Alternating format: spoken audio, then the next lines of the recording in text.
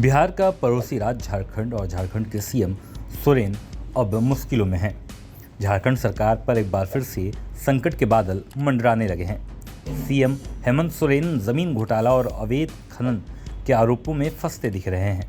3 जनवरी को सोरेन ने महागठबंधन के विधायक दल की बैठक भी बुलाई है। चर्चा है कि इस बैठक में उनकी पत्नी कल्पना सोरेन का नाम सीएम के लिए आगे बढ़ाया जा सकता है। ठीक उसी प्रकार जिस प्रकार बिहार की सरकार का हाल 1995 के बाद हुआ था। लालू ने राबड़ी का नाम आगे बढ़ा दिया था और लालू जेल चले गए थे। राबड़ी देवी मुख्यमंत्री बन चुकी थी।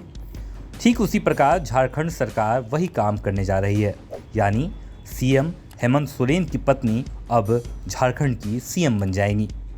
कल्पना सोरेन का नाम सीएम के लिए आगे बढ़ाया जाना शुरू हो चुका है।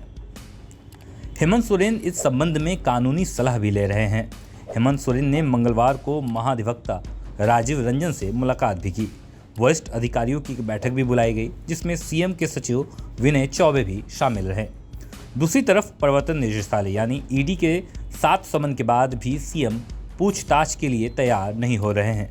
माना जा रहा है कि ईडी बड़ी कार्रवाई करने के मूड में है। इस बीच राजभवन में बंद लिफाफे की चर्चा भी एक बार फिर से तेज हो गई है। अगर राजभवन का लिफाफा खुला और हेमंत सोरेन की सदस्यता चली गई तो झारखंड में कौन सरकार बनाएगी?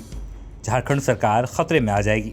इसी तरह अगर ईडी ने हेमंत सोरेन को गिरफ्तार कर लिया या करने का फैसला बना लिया, तब भी महागठबंधन की सरकार टूट जाएगी। ऐसे में हेमंत सोरेन ने बड़ी चाल चली है, या यूँ कहा जाए कि बिहार को अपना गुरु मान लिया है। लालू प्रसाद यादव को अपना गुरु मान लिया है। ठीक उसी प्रकार जिस प्रकार राबड़ी देवी को सीएम बनाया गया था, उसी प्रकार हेमंत सोरेन अपनी बीवी कल्पना सोरेन को सीएम बनाने के लिए उनका नाम आगे बढ़ाने की कोशिश कर रहे हैं। इस कड़ी में उनके सबसे प्रिय विधायक ने अपनी कुर्बानी देने का काम भी कर दिया है।